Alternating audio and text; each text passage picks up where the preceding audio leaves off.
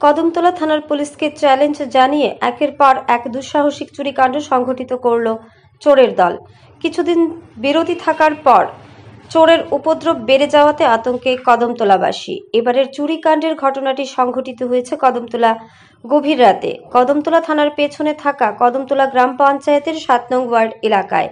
ওই এলাকার বাসিন্দা পেশায় ব্যবসায়ী সত্যজিৎ শীলের বাড়িতে হানা দেয় চোরের দল। প্রতিদিনের মতো গতকাল রাত 12টা নাগাদ খাওয়া দাওয়া করার পর ঘুমিয়ে পড়েন বাড়ির সমস্ত লোকজন।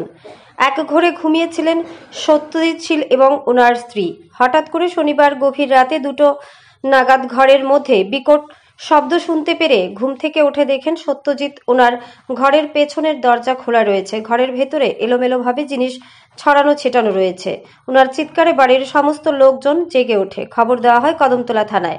রাতেই ছুটে যান কদমতলা থানার এএসআই ডিএম চাকমা দলবল নিয়ে। পরবর্তী সময়ে সকলের উপস্থিতিতে দেখা যায় ঘরের পেছনের দরজা ভেঙে ঘরের ভেতরে প্রবেশ করে আলমারির লকার ভেঙে নগদ 60,000 টাকা সহ সদ্য বিবাহিত হওয়া সত্যজিৎ শীল সহ ওনার স্ত্রীর স্বর্ণের বিভিন্ন জিনিস যার ওজন প্রায় 4 ভরি সহ একটি মোবাইল ফোন সমস্ত কিছু নিয়ে চম্পট দেয় চোরের দল। পরবর্তীতে আজ সকালবেলা সত্যজিৎ শীল লিখিত অভিযোগ দাখিল করেন কদমতলা থানায়। চুরিকাণ্ডের ঘটনায় সুষ্ঠু তদন্ত করে চোরকে গ্রেফতার করে দৃষ্টান্তমূলক শাস্তি প্রদানের পাশাপাশি ওনার চুরি হয়ে যাওয়া টাকা সহ অলংকার যাতে উদ্ধার করে ফিরিয়ে দেয় ওনার কাছে পুলিশ। গত 13 তারিখ একই গ্রাম পঞ্চায়েতের 6 নং ওয়ার্ড এলাকার বাসিন্দা অলোক কান্তিনাথের বাড়িতেও চুরিকাণ্ড সংঘটিত করে চোরের দল। জানা গেছে গত বৃহস্পতিবার রাতে কদমতলা গ্রাম পঞ্চায়েতের 6 নং ওয়ার্ডের বাসিন্দা অলোক কান্তিনাথ ওনার স্ত্রী পুত্রকে নিয়ে বিয়ের অনুষ্ঠানে গিয়েছিলেন অন্যত্র। অলোক কান্তিনাথের স্ত্রী পেশায় পঞ্চায়েত সচিব। শুক্রবার সকালে বাড়িতে এসে দেখতে পান ওনার গ্রিলের তালা ভাঙা, দরজার লক ভাঙা রয়েছে। সাথে সাথে ঘরে প্রবেশ করে দেখতে পান বিয়ের অনুষ্ঠানে যাওয়ার সেই সুযোগকে কাজে লাগিয়ে নিশি কুটুম্বদের হানা দেয় ওনার ঘরে থাকা আলমারি ও শোকেজের লকার ভেঙে চোরের দল নিয়ে যায় নগদ 20,000 টাকা ও 1 ভরি স্বর্ণ।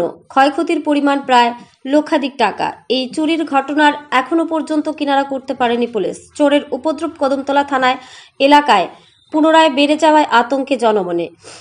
তাছাড়া সাধারণ জনগণদের মধ্যে কদমতলা থানার পুলিশের ভূমিকা নিয়েও ক্ষোভ বিরাজ করছে। এখন দেখার বিষয় কদমতলা থানার পুলিশ এ সকল চুরিকাণ্ডের কিনারা করতে পারে কিনা।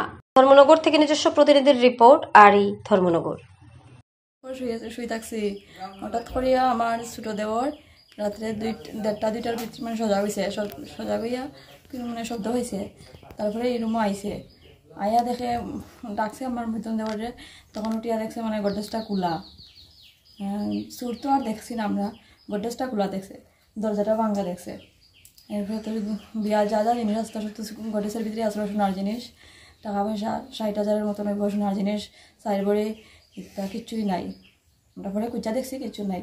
বাইরে এই দরজাটা তো ভাঙা আসলো, এখানে বাইরে জুতা ছুরের জুতা এটা, আর একটা কাপড় কথা লাগতো উড়ান পর্দা। আর গডরেজের ভিতরে আমার মানে ব্যাগ আসলো, পার্স ব্যাগ, এটির ভিতরে টাকা আসলো, 3টা পার্স ব্যাগ এখানে ফেলাই। আচ্ছা, এই গ্রাম পঞ্চায়েতের নাম কি? কোন গ্রাম পঞ্চায়েত এটা? কদমতলা। কত নম্বর ওয়ার্ড এটা? 7 নম্বর ওয়ার্ড। কদমতলা গ্রাম পঞ্চায়েত 7 নম্বর ওয়ার্ড। গ্রামের নামটা কি এখানে? গ্রামের নাম কদমতলা। আচ্ছা আচ্ছা, ধন্যবাদ। এবারে থানাতে আপনারা জানিয়েছিলেন? হ্যাঁ, থানা এসেছে? হ্যাঁ এসেছে।